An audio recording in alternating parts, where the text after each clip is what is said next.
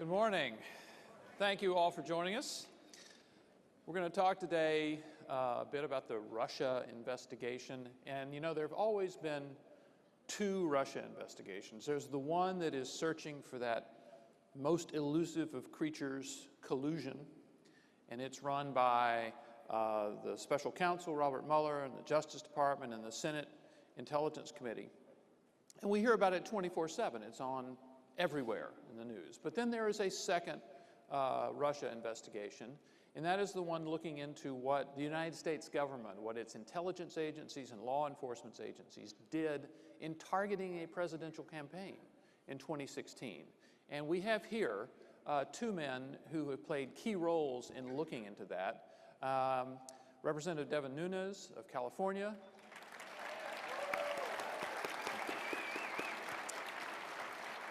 and Tom Fitton, the president of Judicial Watch. Oh, a lot of Fitton fans out there. Yeah. So, Representative Nunes, we're going to start with you. You were basically the person who invented this investigation.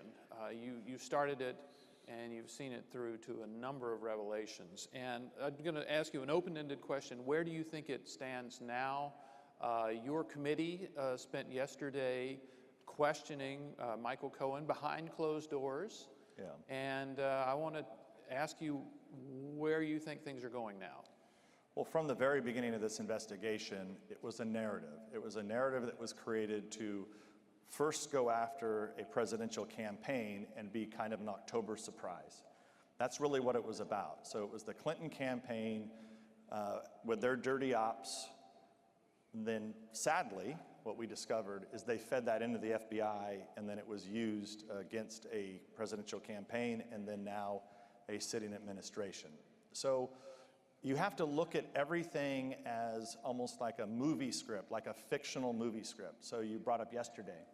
So yesterday we had the president's former lawyer in, not for the first time, it was the second time. He already came in behind closed doors.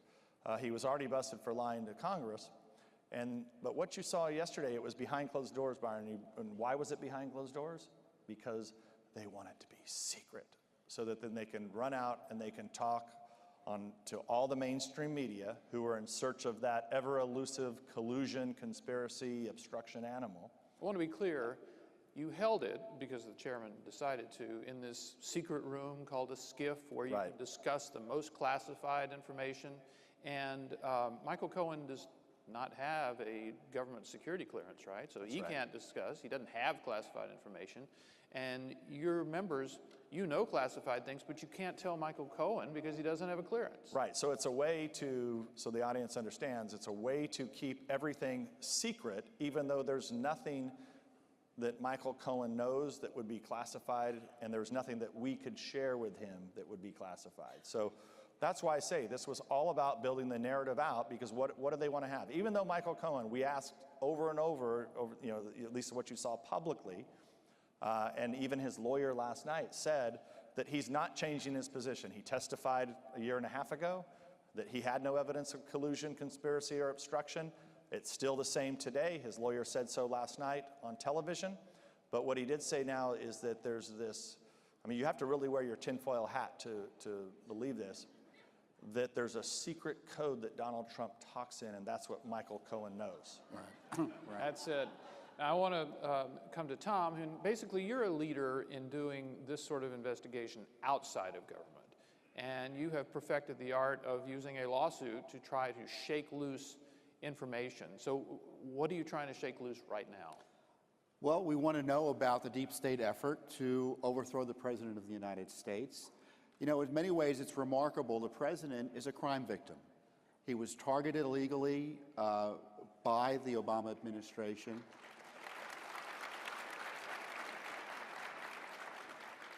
You know, the story this week isn't about Cohen's testimony. It's about the abuse of power by Congress targeting him and violating his rights by destroying his attorney-client privileges, taking documents they don't have any right to. You know, Mr. Cummings and frankly Schiff may as well broken into his offices and taking those documents, legally speaking, by illicitly bringing in Mr. Cohen and taking documents from them that he had no right to. And it's, Judicial Watch that is getting these documents out. The trouble with Congress is that they're able sometimes to get documents but can't release them. And Judicial Watch uses this legal process, not WikiLeaks, a legal process, to get these documents out showing the FISA abuses, showing there were never any hearings about the targeting of President Trump through spy warrants, showing that Christopher Steele was paid with the FBI funds, seemingly in a joint operation with the Clinton campaign and the DNC. All of that's coming out through independent investigations. We've heard elements of it thanks to Devin Nunes, but the documents are only coming out through independent investigations despite objections of this Justice Department and this FBI, which I think remains a challenge for those of us seeking transparency here. And Byron, if I may, just to build on what Tom said, people need to understand what they're doing here. They're not going to find collusion. They're not going to find obstruction. You're already seeing them leak out that Mueller's not going to have anything. So Tom made a very important point. They're using these documents that they're getting because now what they're going to target is they're going to target all of Trump's businesses. And that's what this all is about. Get as many documents as you can. Say that you have these secret documents that nobody's seen before, and then there'll be this new supposed crime that Trump at some point And did. Zero oversight over the Mueller operation. It's King Mueller of the Justice Department.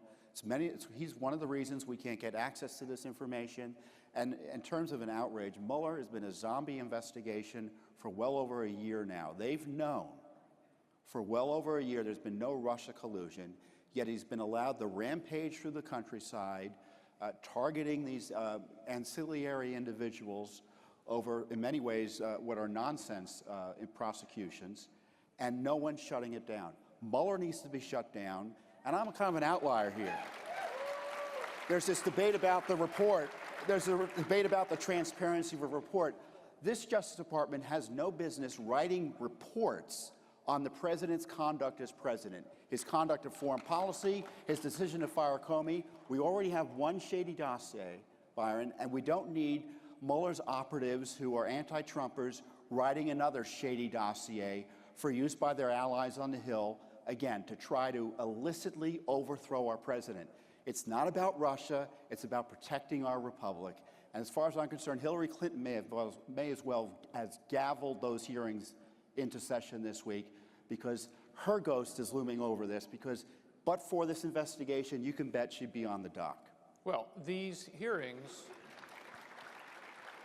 are the direct result of the 2018 elections, and you used to be chairman of the House Intelligence Committee, and now you are the ranking member. And that's an enormous difference. So Democrats are using the power that the voters gave them.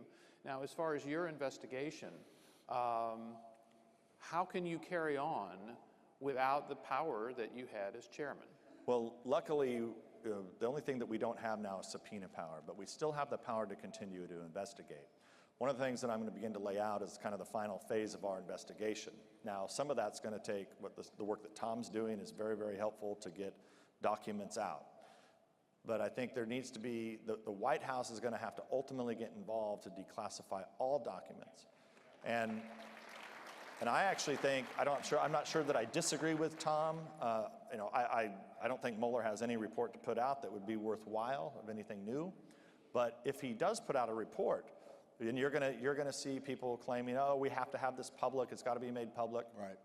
That's fine, but I want everything that Mueller did made public. I want every email, I want everybody that they wiretapped, every warrant that they got, every single thing that Mueller used needs to be made public for all of America to see.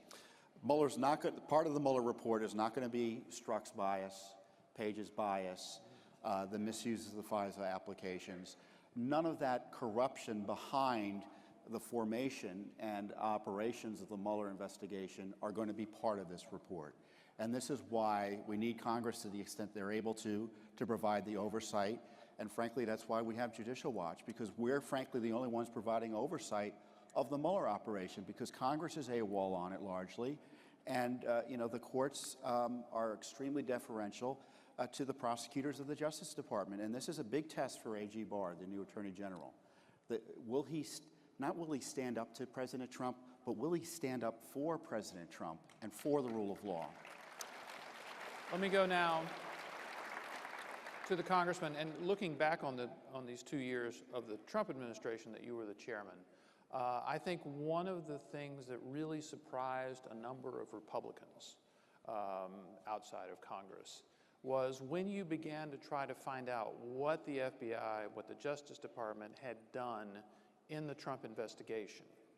You're a Republican chairman, they're a Republican-led Justice Department, and you're getting stonewalled by this. And I think a lot of Republicans were kind of surprised by the fact that this Republican Justice Department was stonewalling you on this. So the question is, what do you think was going on? Well, the Republicans never had, the Trump administration never had control of the Justice Department. I mean, that's really what happened. Well, they appointed the Attorney General. They were, right when Attorney General Sessions came in, and his biggest problem is that they had set him up, and they came to him and said, we've got this information, you're going to have to recuse based on these rules of the Justice Department. And that was the single biggest mistake that I think Attorney General Sessions ever made, and it really set back everything, because the Attorney General at the time, former senator, he of all people knew when they came to him and said, we have a counterintelligence investigation into the Trump campaign and you and everybody else. He should have looked in and said, what the hell is wrong with you people? Get the hell out, you're all fired. I mean, he had to know that the Trump campaign wasn't colluding with Russians. You know, and this Justice Department has been frustrating for Judicial Watch because the deep state, or frankly the top state that's refused to exercise their prerogatives in terms of getting this information out, it's been worse for us in many ways in terms of transparency than it was under the Obama administration. Really? At least with the Clinton emails, the Obama administration knew the whole world was watching. But once President Trump came into power, they thought they could do whatever they want because Sessions had recused himself, and the political leadership of both the Justice Department and the FBI are institutionalists. They kind of defer to the bureaucrats because there's always a good legal argument not to be transparent. But it doesn't help self-government, and it doesn't help us battle corruption. So you've got this institutional interest versus the interest that you have in making sure these government agencies are kept under control. For instance, while they're going full bore, this Justice Department, against President Trump, we're still litigating over Clinton emails, and they're opposing us every which way.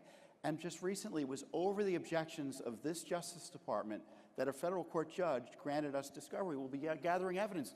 We'll be questioning Hillary Clinton's lawyer. Justice Department won't. Congress won't. And all this is over the objections of the State Department and Justice Department. It's extraordinary. These agencies are targeting the president for removal, and I don't mean at the top level, but institutionally, while protecting Hillary Clinton. The collusion continues. And don't forget, just to add an exclamation point to this, remember it took our investigation to uncover the House Intelligence Committee, the Republicans. We're the ones that uncovered Bruce Orr, who was the #1 career official in the Justice Department, who was sitting next door to Rod Rosenstein's office. He was there until we uncovered that his wife was working for Fusion GPS, and he had essentially been acting as an FBI informant, meeting with Christopher Steele after Christopher Steele had been fired. Right. I mean, that's how high the corruption went, where you had basically people implanted at the very top of the Justice Department. And hopefully now Barr's going to get in there and clean all this out. But we've had a 2-year delay in the start of this administration. And they're still hiding records. They're still hiding records, Byron. Text messages. FBI doesn't think text messages should be released under FOIA. So all those text messages you may be interested in from Andrew McCabe, Lisa Page, Peter Strzok, Congress may have some of them. The Justice Department and FBI think you should have none of them. And the bigger point, we should remind everyone that the very fact that we know that the dossier was assigned and paid for by the Clinton campaign, you discovered. We would not have known that without the House investigation. So, and I want to say Republicans specifically, because remember, the Democrats opposed every single move that we made. And I wanted to use that to make my own little plea for radical transparency in this entire investigation. We need to see pretty much everything that both the Senate the House and the special counsel uncover in this. And as an example, your committee, when you were chairman, interviewed 50-plus figures in your own Russia investigation, including Michael Cohen and including Roger Stone. There are these transcripts. Right. You have them. And the committee voted unanimously, meaning Democrats too, voted unanimously last fall to make them public. But you had to send them to the intelligence community for clearance, just in case they might have something classified in them. And most of these were not classified. They're with private people like Michael Cohen and Roger Stone. And a lot of foot dragging has taken place, and we still have not seen these. Right. And what can you now, as a minority member of Congress, do to make this happen? This is actually not Congress's fault here, okay? We sent these last fall to the ODNI, okay, the Director of National Intelligence, who is supposedly checking with everybody, including the special counsel, sharing this testimony, okay? Now, that was September, and here we are, almost, well, I guess it's March, and there's absolutely no reason why this has not been released publicly. But at the end of the day, this is the White House. The White House needs to pick up the phone, call the DNI and said, enough, release this. Congress said release it, get it out. Why haven't they done that? That'd be a good question tomorrow when the president's here, you guys can ask him. Look, Devin Nunes is the exception that proves the rule in congressional oversight. Just typically, chairmen don't do the work that Nunes had done, and that's one of the reasons we're in the position we're in. This is a failure by the administration. It's a failure by Congress. It's 6 months since we first learned about the coup discussions at the Justice Department and FBI. Not one congressional hearing. Judicial Watch filed a federal lawsuit. Why are we doing all the heavy lifting with virtually no help from the administration, no help from Congress on this? This is a core. Forget about the national emergency on the border. I think there is a national emergency on the border. There's a national emergency in terms of this effort by the agencies to overthrow the president through these illicit coup discussions. If there were generals and colonels talking like this, you'd all know what it was. But because they're bureaucrats over at FBI and DOJ, media is giving it a pass. And of course, the media, Byron, your colleagues in the media. Thank you so much. You know, again, Byron, the exception that proves the rule in terms of oversight. Now, we have to close up, but I'd like to ask you in closing each to give your preview of the next 2 years in this. Democrats are in charge through at least the election of 2020. The special counsel is still in business, no matter what the rumors say. How does this end in the next couple of years? Well, I believe it's going to end once you have full radical transparency, including, and I'll just finish up with this, Tom mentioned it, but the media was in on this from the beginning. I often say that the only people in Washington who didn't have the dossier from the Clinton campaign were House Republicans and the Trump campaign. Everybody else had it. Everybody in the media had the dossier starting in June, July, August, September, October, November of 2016, and you know it.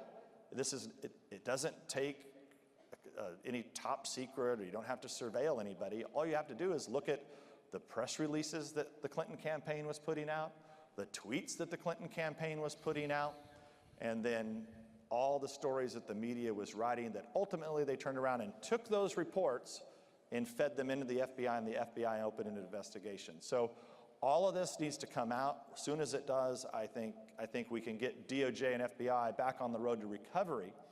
Because if they don't do this, you will have generations of conservatives and Republicans in this country who will not trust DOJ or an FBI, and that is not a good place for this country to be. You know, look, from Judicial Watch's perspective, there's going to be more accountability for Hillary Clinton, more exposure